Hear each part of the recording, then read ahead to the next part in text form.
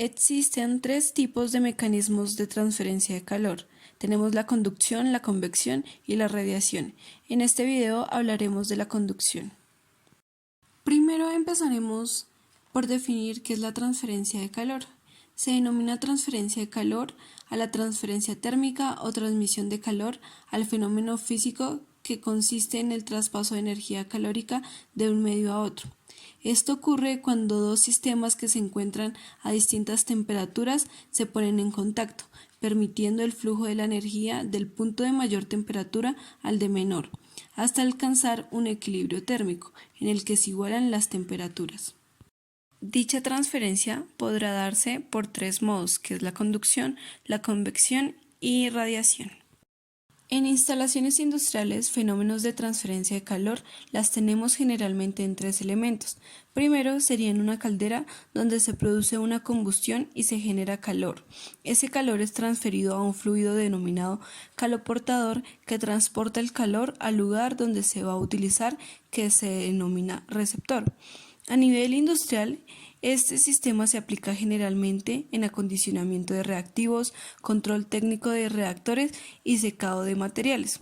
Todos estos dispositivos tienen un elemento que se denomina intercambiador de calor, que es el espacio donde se realiza la transferencia en la naturaleza. La conducción es cuando el calor se transfiere por colisiones entre las moléculas de la región más caliente de un cuerpo y las moléculas más frías, sin que éstas sufran ninguna traslación en el interior del cuerpo.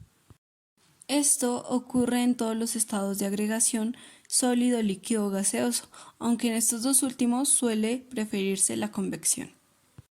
Un ejemplo se ve en una cocina eléctrica. La hornalla se calienta por efecto de las resistencias eléctricas y ese calor es transferido por conducción al sartén que depositamos sobre ella.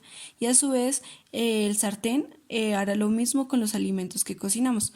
Otro ejemplo sencillo ocurre cuando por accidente tocamos el sartén que está caliente. Lo tocamos con nuestras manos, el calor se transfiere a nuestra piel por contacto y con esto causamos una quemadura.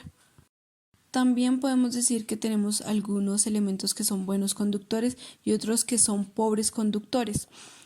Aquellos metales como cobre y aluminio son buenos conductores de energía calorífica. Los vidrios, las cerámicas y los plásticos son relativamente pobres conductores de energía calorífica y frecuentemente se usan como aislantes. Para modelizar matemáticamente los procesos de conducción recurrimos a la ley de Fourier. En su forma diferencial dice que el calor transferido por unidad de tiempo es proporcional a la superficie de transferencia por la diferencia de temperaturas entre dos puntos, dividido por la separación de estos puntos. La constante de proporcionalidad se denomina conductividad térmica y es una característica de cada material. Si queremos particularizar la ley de Fourier para superficies planas, hemos de reordenar los términos de la ecuación de tal manera que el diferencial de x pasaría al primer término de la ecuación y tomaríamos integrales definidas tanto en el primer término como en el segundo término. El primero sería en función del diferencial de x, el segundo sería en función del diferencial de t. Al resolver las integrales definidas, obtenemos la ecuación de Fourier particularizada para superficies planas. Viene a decir que el calor transferido por unidad de tiempo es igual a la conductividad por la superficie del parámetro en el que se está transfiriendo el calor por la diferencia de temperaturas entre los dos puntos dividido a la distancia entre los dos puntos.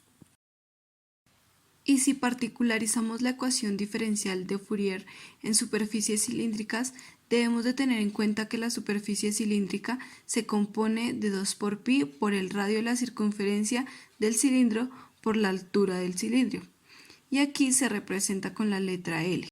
Si reordenamos términos, tenemos que pasar el diferencial del radio al primer término de la ecuación, igual que el radio del cilindro.